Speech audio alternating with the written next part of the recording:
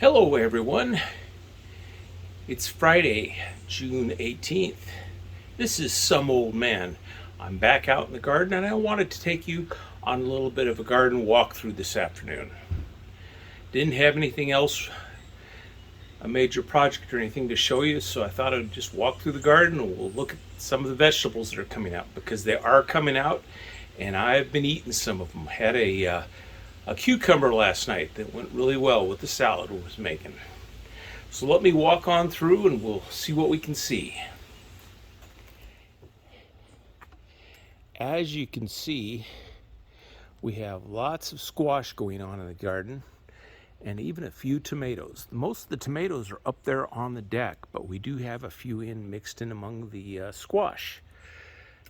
The squash is just going all over, squash and cucumbers, most of it. Walk over here a little bit, more squash. I'm not sure which one's which, but I'm sure it's all coming out really nicely. My potatoes are looking a little sad. I don't know if that's just kids are getting toward end of life or what, but they're not perking up as much as they had been. So I may be pulling out some potatoes sometime in the next week or so. Just I'll keep an eye on those. If they continue to fall over, we'll be clearing this bed and we'll be doing something else in here, I'm sure. Let's go up here to bed number 3. Bed number 3 has more, I'm not sure if those are squash, as I said, or cucumbers. Probably squash, because I seem to have more of that than anything else.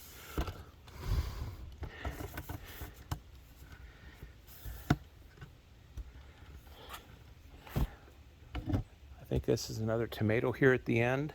My dill plant, or excuse me, not dill, basil? No, it's not basil either. This guy here at the end, the little sticky. I'll remember sometime after I'm not filming anymore, but it's holdover from last year, so it's really doing well.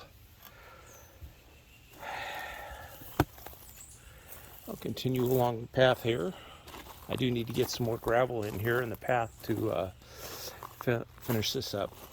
Now, these are all mostly tomatoes and radishes in here, but I put some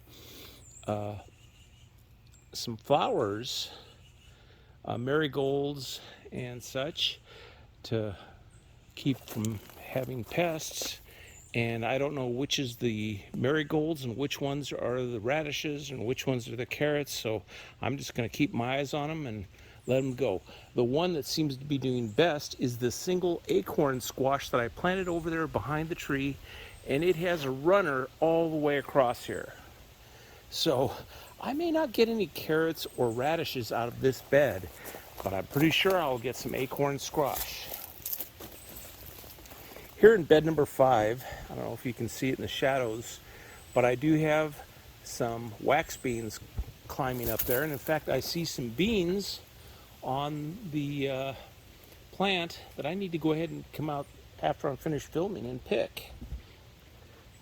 And maybe we'll have some beans with dinner tonight. Hope there's enough there for everybody, both of us. But I don't see any figs on the fig tree. That's okay, I won't be too disappointed. The ones who eat it most are the squirrels and the birds. I don't eat so many of the figs. I've tried a few of them, they're okay, but I'm not enthusiastic about it. It's more of a, if it ever comes down to it, it's just one more survival food. And let's see what else we got. I've got eggplant there. The eggplant looks like it's going gangbusters. I've got 3 eggplant in here, so 1, 2, and 3. Pretty sure that's what that is. I'm not quite sure all the rest of it, except marigolds are really sticking out there. I'm sure of that. More squash.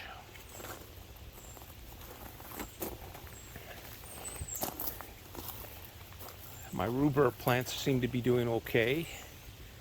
I've got lots of stalks of asparagus coming up, and I think that I've got some turnips in there. These are turnip greens, not the actual physical root plant. I'm gonna have to start pulling some of those out and seeing if I can cook some of them up. Again, things like watermelon, more squash, and a little pumpkin in here somewhere. I'm not sure which one is which without going ahead and actually looking, but I expect I'll be getting something out of this garden. Now let's go along the paths up here.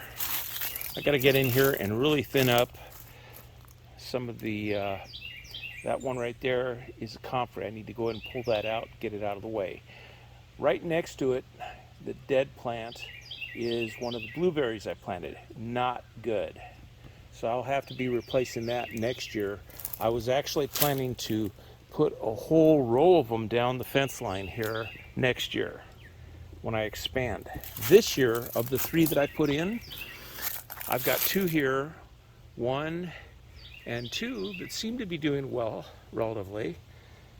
So I'm hoping they'll continue to do well, and we'll just add to them next year.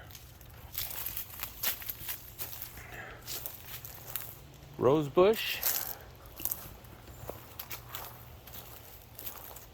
a goji berry, looks like another rose bush. The 2 rose bushes need to be trimmed and shaped up a little bit. They've kind of done better this year than they had in years past mostly, but we'll get there. Another goji berry.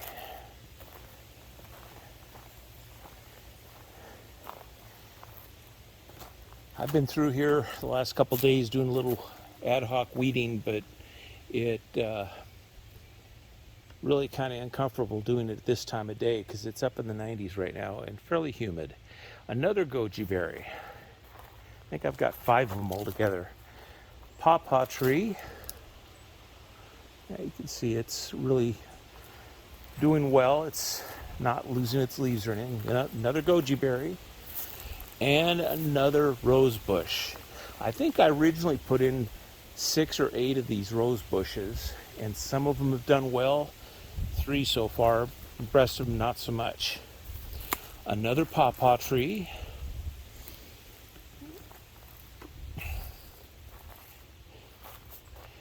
And a goji. And a final goji. Now, as I've mentioned in other videos, this area back here that I cleared and did most of my work, it's basically needs to be re-cleared because I do see some weeds coming up among the mulch, and then rake that out. This will be 2 or 3 additional fruit trees, and then when I get to it, I'm going to be building additional beds down here along the slope and a stairway coming right up alongside the shed. But it looks like those projects are going to be put on hold for a month or more because we've got to do some inside work. Understand that we may have to do some rearranging inside because we may have somebody come stay with us, so we have to make provision for that. So I'll probably be reporting on very soon in another video how we're working on another project upstairs, but that's another project. Let's go down the slope here into the elderberry area. See if I can do it without knocking down all my sticks, or at least most of them. As you can see on the elderberry tree, if I can get into the shade so you can see it well, look at all those white blossoms. This thing is just going nuts. We're going to have a gazillion elderberries on that tree or bush when it starts producing. And the last time I mentioned it, it was just 1 or 2 bushes had some fruit set on them. Now it looks like they're all setting fruit as we go down here. I was down here earlier over the weekend or during the week clearing through here. As you can see, all the branches that are chopped off, the branches were just all over I couldn't even walk down this path until I cleared it a little bit because it was just all over. See how this one is just kind of stretching off to the side? It was that way across the path as well. And while I don't mind the elderberry spreading into this other area, I don't need it for going across my walkway. I have to get in here and do some clearing. As you can see, there's a lot of weeds, grass, but that'll be another project for another day.